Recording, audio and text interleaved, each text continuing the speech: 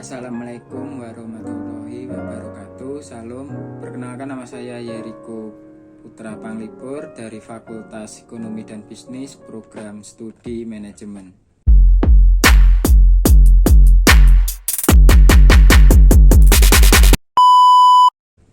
Pada kali ini saya akan menceritakan kasus pelanggaran etika bisnis yang bertemakan PT Ajinomoto pada tahun 2000. Kasus pelanggaran ini bermulai ketika ada laporan bahwa perusahaan ini menggunakan bahan baktosoion untuk membuat bumbu penyedap mereka.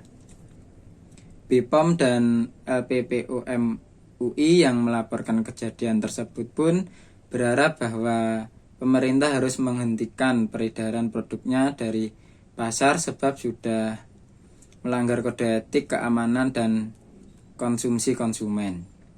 Beberapa waktu setelah adanya kejadian tersebut, PT Ajinomoto pun menyatakan permohonan maafnya kepada publik dan pihak yang sudah dirugikan. Mereka pun berjanji untuk tidak mengulangi kejadian tersebut serta membuat bumbu penyedap sesuai prosedur dan ketentuan yang ada. BPOM sendiri menyarankan agar mereka menggunakan Mamino agar produknya lolos tes kehalalan. Pada hukum kasus pelanggaran PT Ajinomoto tahun 2000, hadir sebagai pembicara kuasa hukum PT Ajinomoto Amir Syamsuddin, Direktur Lembaga Pengkajian Pangan, Obat-obatan dan Kosmetika Majelis Ulama Indonesia, Profesor Asiyah Girindra, Ketua Umum Yayasan Lembaga Konsumen Indonesia, Indah Sukmaningsih, dan Direktur Jenderal Pengawasan Obat-obatan dan Makanan Departemen Kesehatan dan Kesejahteraan Sosial Sampurno. Menurut Amir Syamsuddin, posisi kliennya dilematis.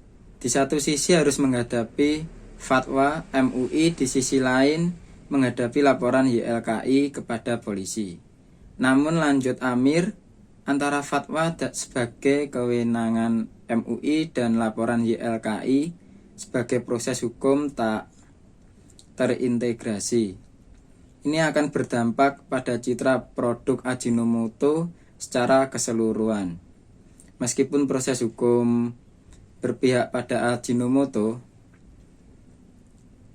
kata Amir, di mata Indah Sukmaningsih maupun Asiyah Girindra, itu adalah resiko yang harus ditanggung Ajinomoto.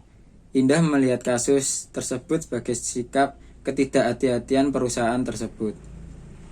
Sedangkan Asiyah Girindra yang juga guru besar Institut Pertanian Bogor mengatakan, kesalahan fatal yang dilakukan Ajinomoto adalah pemakaian bakteri baktosoion yang digunakan dalam proses fermentasi dalam proses pembuatan monosodium glutamat yang mengandung porsin atau enzim babi.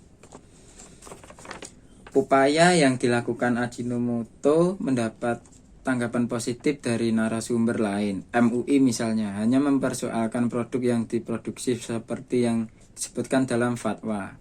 Menurut Asiyah Girindra, bila semua produk tersebut sudah ditarik, bagi MUI sudah tidak ada masalah. Semua produk yang haram ditarik dari pasaran, bagi MUI itu sudah cukup, kata Asiyah Girindra. Produk Ajinomoto yang dinyatakan haram ini ternyata telah diproduksi sejak bulan Juni sampai 23 November 2000 karena menggunakan bahan pendukung baktosoion yang mengandung enzim babi, atau dalam bahasa ilmiahnya disebut porsin. Dalam keputusan etis dari pelanggaran kasus PT Ajinomoto tersebut, dari kasus perusahaan Ajinomoto dapat diputuskan bahwa kasus ini termasuk ke dalam jenis resiko reputasi. Karena kesalahan dari manajemen perusahaan Ajinomoto, bagi pemerintah harus mengadakan pengawasan yang ketat dan meningkatkan pengawasan terhadap produk sesuai dengan prosedur yang telah distandarisasi SNI dan berlabelkan halal. Solusi dari kasus PT Ajinomoto adalah dalam kasus PT Ajinomoto ini seharusnya perusahaan tidak menggunakan bahan yang seharusnya tidak digunakan dalam sebuah produk yang bersertifikat halal. Lalu perusahaan sebaiknya lebih terbuka terhadap komponen yang digunakan dalam memproduksi sebuah produk, dan perusahaan harus tetap melakukan pemeriksaan kepada MUI secara rutin untuk tetap menjaga kepercayaan konsumen. Sekian cerita dari kasus PT Ajinomoto tahun 2000. Terima kasih.